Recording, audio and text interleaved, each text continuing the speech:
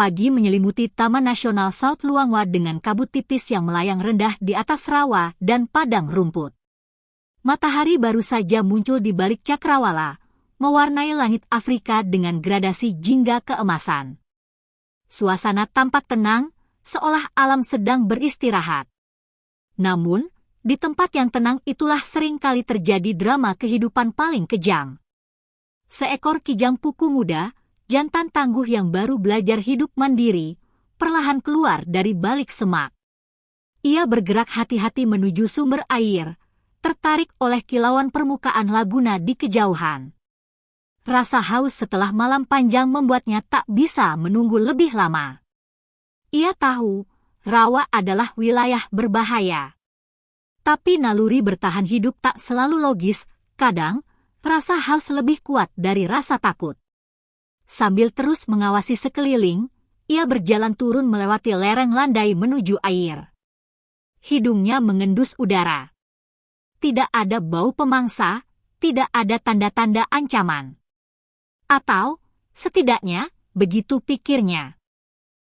Tanpa ia sadari, di bawah permukaan air yang tenang, seekor buaya besar telah lama diam, nyaris tak bergerak, menunggu kesempatan sempurna.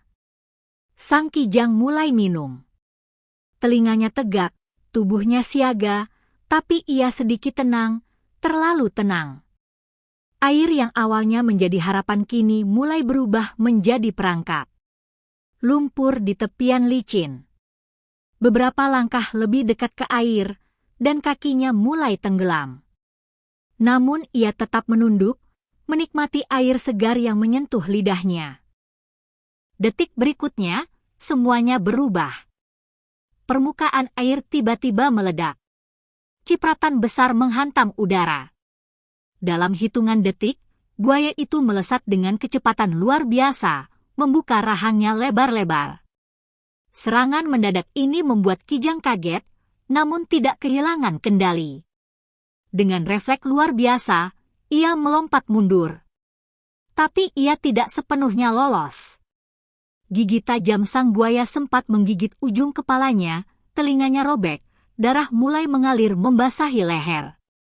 Jeritannya menggema di rawa, namun tak ada yang datang membantu. Di alam liar, tidak ada pertolongan. Hanya ada bertahan atau berakhir. Kijang itu tersungkur ke dalam lumpur. Separuh badannya tenggelam. Ia menginjak tanah lunak yang seperti ingin menelannya hidup-hidup. Sang buaya tak tinggal diam, dengan rahangnya yang masih terbuka, ia mencoba menggigit lagi, mencoba mengunci kaki atau tubuh mangsanya.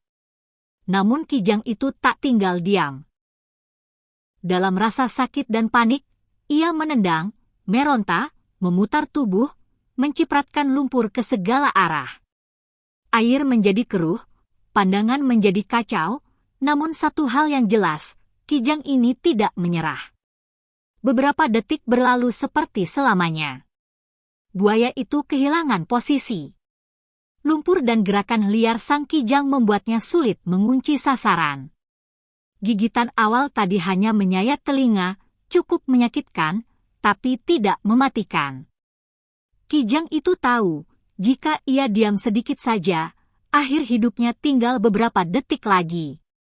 Dengan tubuh yang setengah lumpur dan kaki yang mulai gemetar, sang kijang mengerahkan tenaga terakhirnya.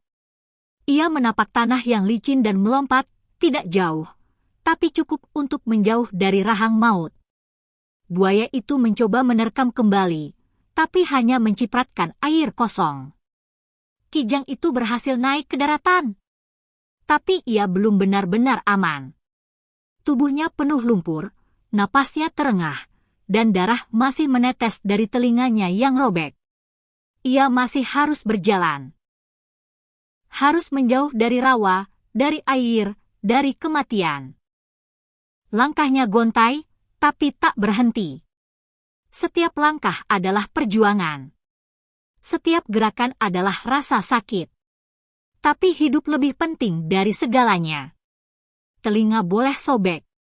Luka boleh berdarah. Tapi jantungnya masih berdetak, dan itu berarti ia menang. Di belakangnya, buaya itu kembali tenggelam, menghilang dalam diam. Ia gagal hari ini, dan itu jarang terjadi.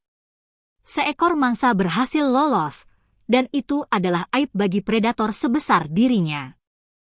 Kijang itu terus berjalan, menjauh, hingga akhirnya mencapai semak yang lebih aman. Ia berdiri di sana, tubuhnya gemetar, namun matanya masih terbuka, penuh nyala. Ia menoleh sebentar ke rawa yang nyaris mengakhiri hidupnya. Lalu menunduk, dan berjalan pelan, meninggalkan tempat itu, dengan luka dan kemenangan. Di alam liar Afrika, bertahan hidup bukan soal kekuatan, tapi keberanian, kecerdikan, dan sedikit keberuntungan. Hari itu, seekor kijang muda membuktikan bahwa ia punya semuanya.